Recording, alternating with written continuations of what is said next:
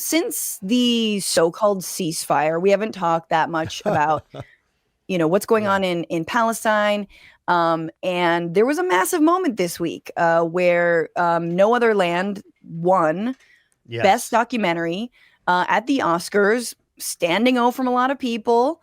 Big applause breaks. It's a film that really, and if you don't know it, it tells the story. I don't blame you because it has no U.S. distribution. If you are lucky to have been at a few screenings, and I hope there are more, you know what it's about. You've seen it.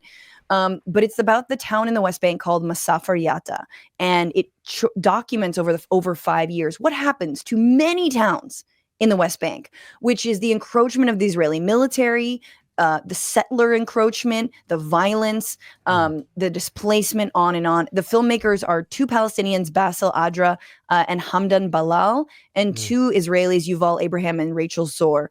And here are Basel and Yuval accepting their award on Sunday. And it's just a really moving moment. I don't think we've ever heard this ever, at least not on the Oscars. Me for the award. It's such a big honor for the four of us and everybody supported us for this documentary. About 2 months ago, I became a father, and my hope to my daughter that she will not have to live the same life I'm living now, always fearing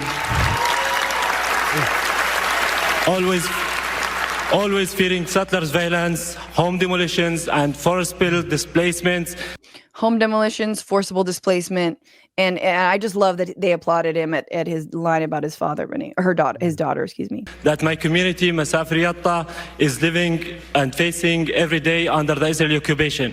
No other land reflect the harsh reality that we have been enduring for decades and still resist, as we call on the world to take serious actions to stop the injustice and to stop the ethnic cleansing of Palestinian people. Yeah. He straight up said ethnic cleansing. Notice he didn't say genocide. He didn't want to trigger anybody. We made this film, Palestinians and Israelis, because together our voices are stronger. We see each other. The atrocious destruction of Gaza and its people, which must end. The Israeli hostages brutally taken in the crime of October 7th, which must be freed. When I look at Basel, I see my brother, but we are unequal. We live in a regime where I am free under civilian law, and Basel is under military laws that destroy his life and he cannot control. There is a different path, a political solution without ethnic supremacy, with national rights for both of our people. And I have to say, as I am here, the foreign policy in this country is helping to block this path. And now, this is a line that, I feel like if Biden were still in office, it does not get an applause break. Yes, I think you're absolutely right. It's the same foreign policy. Right, exactly. It's and the foreign policy in this country, everyone was like, yes, we saw the AI-generated Gaza. Why? Can't you see that we are intertwined? That my people can be truly safe if Basel's people are truly free and safe. There is another way. I really appreciated that, there is another way, and my safety is linked to their freedom and their safety as well. And safety is a right for all people. And so that was just so moving. And reasonable. Here's the crazy thing. Exactly. I listen to that and go, what a reasonable thing someone went up and said. A very reasonable, everyone just said very truthful, reasonable things. And you still have people I see on my Instagram roll, comedians who for some reason are still screaming and kicking about anything they can to be just racist towards Muslims, and to somehow connect their Judaism with Zionism. And I don't know how.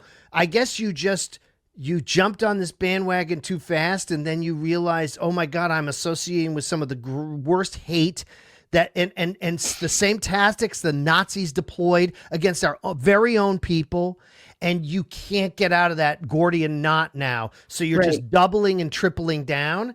And yet here's a reasonable statement where, it always frustrates me that you have Jews, in particular Jews who are so vocal in a way that is so ugly.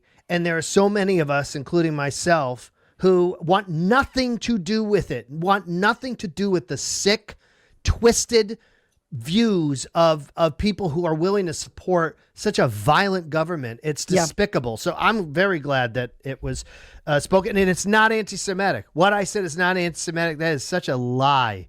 You know, that is such a lie created by people. But I love that it happened. But, you know, listen, Hollywood and the applause lines and all that is great. But, you know, the Oscars, I mean, everybody is doing whatever they can to seem right in the moment. Totally.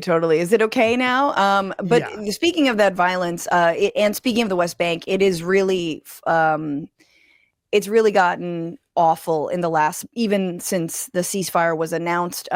This week, Israel basically said there's not going to be a second phase of the ceasefire. Remember, the first phase was basically like prisoner exchange. They are saying, no, there's not going to be a second phase, which would be full withdrawal from Gaza. Of course not. They're halting the aid to Gaza after refusing to move to that second phase.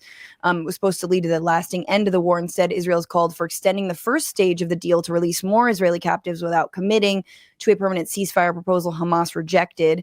And in terms of this mass starvation tactic, National Security Minister Itamar Ben-Gvir called for mass starvation of Hamas and its supporters in Gaza, saying the war should resume with, quote, tremendous force. Sure.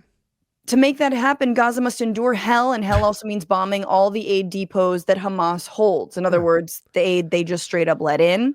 Yeah, well, Hamas is a perfect word now for anything that is not Israel. And also Hamas and the Palestinian people, you know, this Iranian wing of paramilitary, because Hamas is an extension of Iran. I mean, it is. I mean, I wouldn't call it extension, but it is. They are a financial extension partially of them, and that's been cut off. And I think that Iran, I'm saying it to say it this way, cynically, there are a lot of parties involved in Arab and Persian and Western states that are all seeing money now. And they see Gaza as this problem that they can turn away from in different ways, and they can ring a bell publicly. But I think a lot of the moneyed interests in the Arabian Peninsula, in Iran, and of course in the United States, I think that everyone is gaming to figure out how to exploit that now demolished area. I mean, I really do.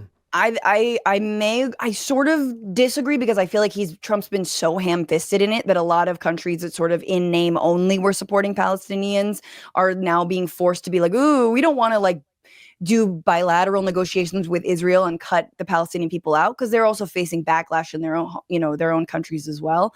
But I just want to mention what's going on in the West Bank really briefly. It's the largest number of forcibly displaced Palestinians in the West Bank since 1967. We're talking 40,000 people have been displaced from the West Bank.